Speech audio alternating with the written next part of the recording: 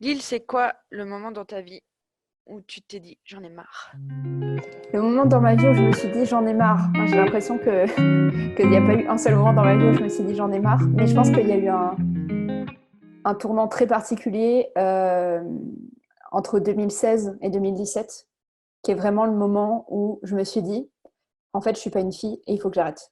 Et ça a été vraiment un truc hyper et ça a été, enfin ça s'est pas fait d'un coup, mais il y a eu vraiment un ensemble de petites choses qui m'ont fait prendre conscience. Et le déclic précisément, il s'est passé sur un jeu de rôle grandeur nature en 2016, en juillet 2016, où en fait je jouais un garçon dans ce jeu de rôle, et je jouais un garçon gay des années 80.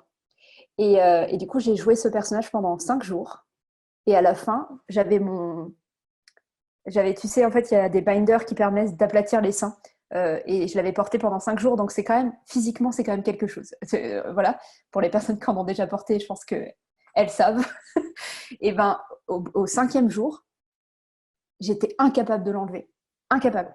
Et le jeu était fini, les gens étaient en train de se déshabiller, et moi, je ne pouvais pas. J'étais vraiment genre, je ne veux pas. Et en fait, je me suis rendu compte que c'était pas le binder. C'était que pendant 5 jours, tout le monde m'avait genré au masculin. Et en fait, je ne voulais pas renoncer à ça, et j'avais l'impression que si j'enlevais mon binder, c'était plus, ça allait se partir. Et c'est cet état-là qui m'a fait prendre conscience de, en fait, c'est stop, j'arrête. Mais tu vois, j'ai fait mon coming out qu'en 2018. Donc, tu vois, 2 ans plus tard. Mais pour moi, c'est à ce moment-là qu'il y a eu un déclic. Ouais, ok. First déclic. Ouais. Bon, on vient d'écrire le programme de notre offre, donc toi-même tu sais, Oui. hein, c'est quoi le premier mois. Euh, En quoi entre 2017 et 2018 c'est le connais-toi toi-même? Entre 2017 et 2018, ce qui s'est, ce qui s'est passé, c'était vraiment, j'ai commencé à apprivoiser la notion de monde intérieur, et notamment toutes les personnes qui y a à l'intérieur de moi. Et j'ai décidé qui est-ce que je voulais mettre sur le devant de la scène. Et je l'ai appelé Lille. Et c'est ça qui a conduit à mon coming out et qui a fait que je me suis déclarée comme personne trans en mai 2018. Et c'est vraiment, il y a eu ouais, tout un chemin vis-à-vis de ça sur qui sont les personnes à l'intérieur de moi, comment j'ai envie de les appeler, qui est-ce que je veux mettre sur le devant de la scène. Et le théâtre, parce que moi je suis metteur en scène à la base, ça a été vraiment un truc hyper important de qui est là et qui veut être en avant. Et ça a été ça ma stratégie. Et ça l'est toujours d'ailleurs, je sais pas pourquoi ça a été ça. C'est toujours ma stratégie en fait. C'est plus classe au passé. Du coup, enfin, il y a un truc qui m'intéresse parce que pendant qu'on faisait le programme de l'offre, Ouais, moi j'ai le terme guerre parce que bon, c'est mon terme, tu vois, guerre, guerre, oui. guerre, guerre. La Toi, guerre. ouais, c'est ça. Toi, tu parles beaucoup de lutte et de tension. Oui, Euh, Même du coup, dans les croyances limitantes, tu pars du oui, principe qu'il y a une tension entre ouais, la croyance qu'on veut avoir et celle qu'on n'a pas, tout ça. oui. Et du coup, j'aimerais bien savoir, c'est quoi la tension qui t'a permis d'en arriver là aujourd'hui? Hmm. Je pense que la... il y a une tension évidente qui est la plus facile entre le féminin et le masculin. Donc je pourrais déblatérer pendant des heures là-dessus. Pour moi, finalement, cette tension-là, on peut l'appeler yin-yang, on peut l'appeler féminin-masculin, mais c'est contrôle, lâcher prise. Et c'est l'attention centrale au cœur de mon existence. Et du coup, je sens que c'est l'attention que je travaille et que je malaxe en permanence. Et d'ailleurs, elle colore notre offre, tu l'as bien vu. Voilà. Et donc, pour moi, c'est ça l'attention. Ouais. Ah, c'est ouf. Ok. Quoi? Bah, moi, je pense que j'ai la même. C'est vrai? Ah oui, oui, Hein. Voilà. Mais tu vois, c'est pour ça qu'on bosse ensemble. c'est clair, c'est trop ça. Ok. Du coup, ça m'intéresse même à titre personnel, du coup. À quel moment tu mets les mains dans la terre du lâcher prise? Hmm. Mais même du contrôle. En fait, tu mets les mains dans la terre, que ce soit sur le contrôle ou dans le lâcher prise, tu mets toujours les mains dans la terre. Drop de mic, allez. C'est que, en fait, quoi que tu fasses, tes mains, elles vont être sales. Et je mets des gros guillemets parce que, en fait, on va voir dans cette offre ce que ça veut dire les mains sales. Mais du coup, il y a cette idée que tu vas mettre les mains dans la terre à un moment donné et tu vas devoir être responsable de tes émotions, de ce que tu as fait, ce que tu n'as pas fait, de ton action, de ton inaction. Et tout ça, ta question c'était à quel moment on met les mains dans la terre, c'est ça? Ouais, à quel moment tu mets les mains dans la terre du lâcher prise? Hmm. Euh, je- La raison pour laquelle je te demande par rapport au lâcher prise, c'est parce que pour moi, j'ai l'impression que quand on est dans la survie, on est dans le full contrôle et que Ah, la difficulté, c'est le lâcher prise. je vois. Je pense que comment on met les mains dans la terre pour le lâcher prise, pour moi, c'est le corps. C'est-à-dire vraiment, c'est par le corps que ça passe. C'est-à-dire que en fait, c'est le moment où tu vas dire qu'est-ce qui se passe à l'intérieur, même pas à l'intérieur, ça n'a pas de sens, mais qu'est-ce qui se passe là dans mon corps? Qu'est-ce que je ressens? Qu'est-ce qui me traverse? Qu'est-ce que j'ai envie d'en faire? Et en fait, dans ces moments-là, si tu lâches prise, tu vas te dire j'ai envie de prendre une semaine de vacances. J'ai envie d'aller marcher dehors. J'ai envie d'aller prendre un bain et de chialer dans mon bain. Et en fait, une fois que tu écoutes le corps, il va te donner des solutions qui sont hyper premier degré. Tu vas aller.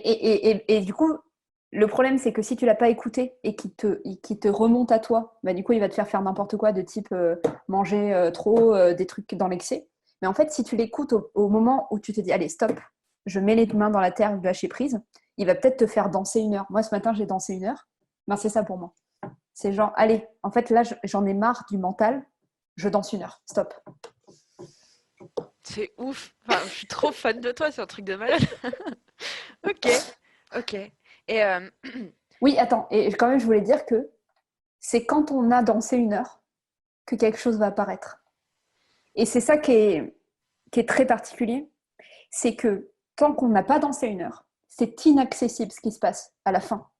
Et ça, c'est vraiment un truc de l'ordre de la confiance en son corps. C'est que tu ne sais pas ce qu'il y a derrière ce moment où tu laisses la place, quoi. c'est ouais, lâcher prise, c'est accepter de ne pas savoir. Oui, c'est accepter que, en fait, là, ce que tu as besoin de faire, c'est danser 1 heure. Désolée, j'ai un peu monomanie là ce matin, mais c'est danser 1 heure. Et en fait, c'est une fois que tu as dansé 1 heure qu'il y a quelque chose qui apparaît. Ouais, ok. Ça y est, ça me lance dans des affres de réflexion. J'ai pas fini. Euh, du coup, bon, tu vois bien, je suis en train de suivre le déroulé Ouais. de notre programme. Dans notre programme, il y a une pause. Ouais. Il y a un mois de rien. Oui, le silence, moi j'appelle ça le silence. Ouais, et du coup, justement, la notion de silence, ça te tient pas mal à cœur. Ouais. Et je pense que, enfin là, ce que j'aimerais savoir, c'est à quel moment le silence est salutaire pour toi dans ta vie? Hum. J'ai envie là, la réponse qui monte, c'est 1 fois par jour. Euh, Dans mon café. mais je pense que globalement, le silence, pour moi, de toute façon, on le subit des fois. C'est-à-dire que, je veux dire, le dernier post que j'ai posté sur Instagram s'appelle J'attends un texto, parle du silence et le fait que il y a des moments dans la vie, en fait, il n'y a pas de choix que de le silence et que d'être dans l'attente et que d'être dans un. Il y a une carte du tarot qui parle de ça, elle s'appelle la carte 12. Enfin voilà, c'est vraiment, c'est un grand thème. Et pour moi, l'attente, c'est ni le contrôle, ni le lâcher prise. C'est l'enfer, en fait. C'est genre la passivité absolue. Et on est à pile dans la tension. Et pour moi, naviguer cette tension-là, il y a quelque chose d'existentiel dans ce vide-là que si on arrive à l'apprivoiser et à être OK avec, on est le champion du monde ou la championne du monde. Ouais, c'est ouf parce que c'est dingue, hein. Hier, ma mère, elle m'a dit, à chaque fois que j'attends, j'ai l'impression de toucher ma mort du bout des doigts. C'est le vide existentiel, c'est Ouais, exactement ça. Mm. c'est ouf. Ouais, mais ma mère, elle est philosophe en fait. C'est la philosophe des prolos en fait. Ok. Lille, pourquoi on termine notre programme sur magie et autonomie? Parce qu'on veut que les gens soient libres. Je pense que c'est vraiment la réponse du fond du cœur. C'est parce qu'on a envie que les gens soient libres. Euh, parce qu'on a envie que les gens se sentent puissants et parce qu'on a envie que les gens se sentent en confiance. Et ça ne veut pas dire que on ne pourra pas se demander de l'aide, qu'on ne pourra pas avoir envie de continuer avec, tu vois, mais c'est vraiment plus.